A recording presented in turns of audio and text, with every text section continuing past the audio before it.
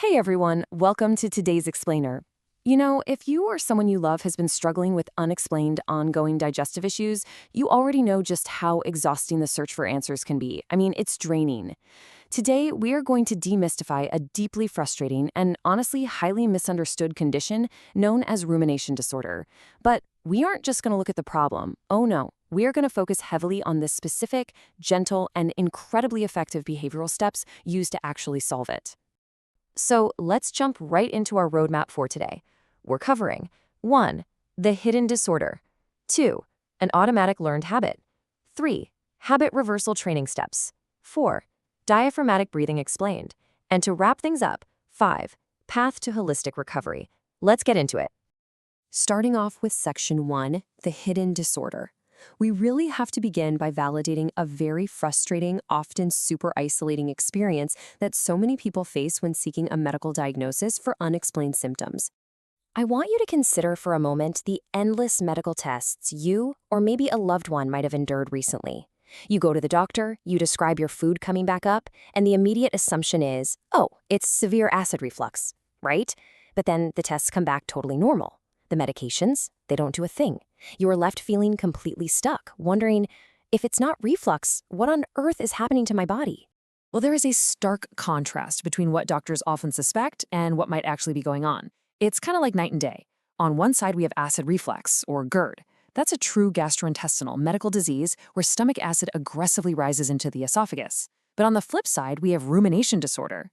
This is not a digestive disease. It is a behavioral pattern characterized by effortless regurgitation.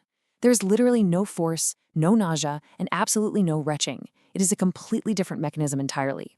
To get specific, our source material defines rumination disorder as a recognized feeding and eating disorder. The real hallmark here is that recently eaten food is brought back up, often within just the first 30 minutes after a meal, and it happens effortlessly, without any disgust or nausea. Once the food is back up, it might be rechewed, swallowed again, or simply spit out. To actually meet the clinical criteria, this pattern has to occur regularly for at least 1 month, and crucially, it cannot be explained by a medical stomach condition. Moving right along to Section 2, an automatic learned habit.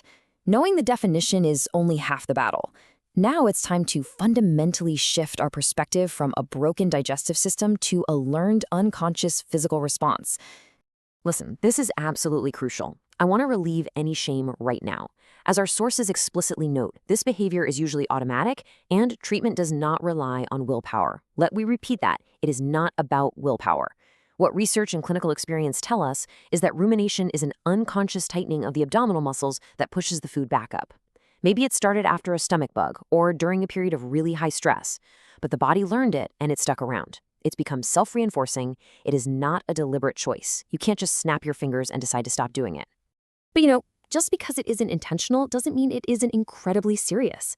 If we miss the diagnosis, the consequences really pile up. Think about facing years of unnecessary medical tests and totally ineffective reflux treatments. Physically, all that stomach acid coming into the mouth repeatedly, it can cause severe dental erosion, literally wearing away your tooth enamel. Because food isn't staying down, there's a real dangerous risk of unintended weight loss and malnutrition. And emotionally, the sheer embarrassment of this behavior often leads to social isolation. People completely avoid eating with their friends or family. This is exactly why identifying it and adopting the behavioral interventions we are about to cover is so vitally important. Which brings us to Section 3, Habit Reversal Training Steps. We are at the absolute core focus of our explainer now. How do we actually unlearn this automatic, deeply frustrating pattern? If willpower doesn't work, what on earth does? The answer lies in targeted behavioral treatment, specifically starting with habit reversal training.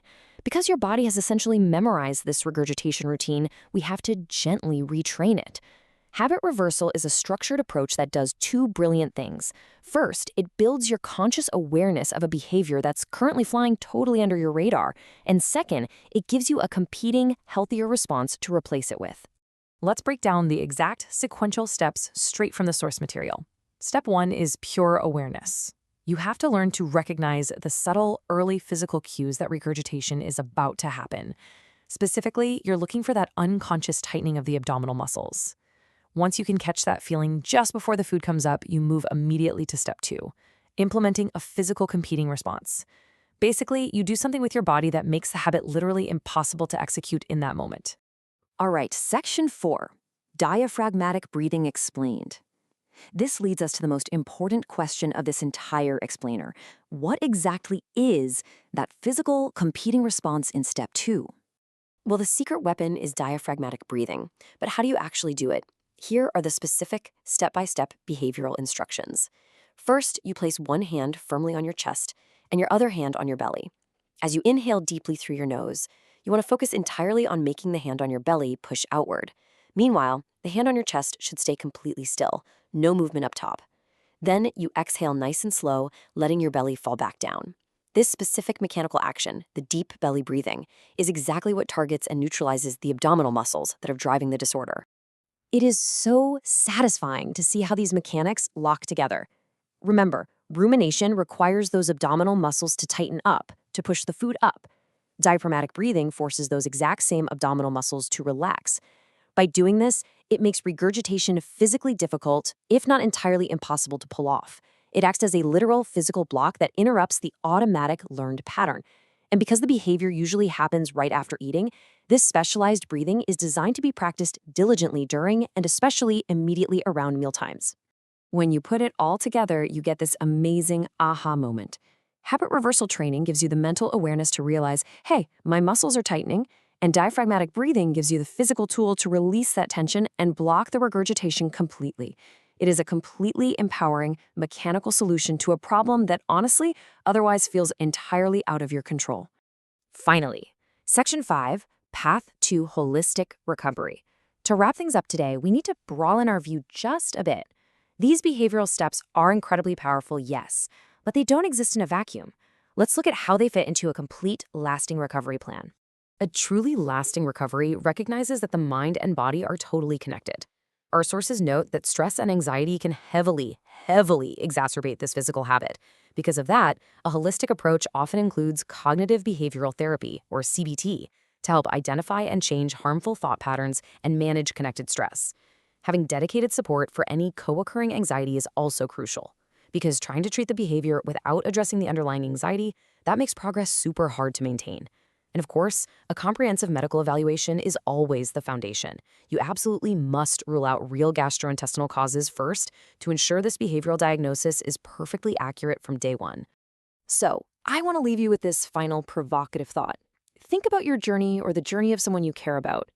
Could those recurring, stubborn, digestive issues, the ones that completely defy medication and always come back with normal test results, could they actually be an automatic, reversible habit?